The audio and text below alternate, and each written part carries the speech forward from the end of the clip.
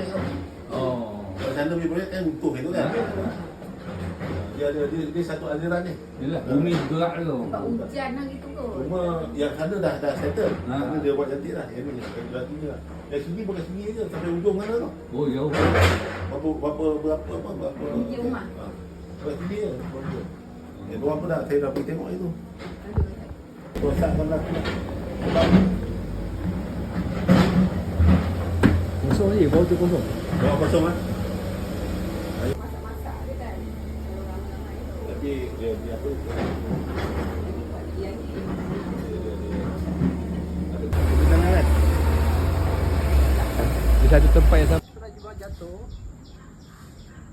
Hampir terputus tu. Sebab tu dia macam tambah nak stabilize dia balik. Itu hari ni simen semua tak ada crack. Okey lah. Kita kena Ambil plan. Kita tambah-tambah. Kita biar macam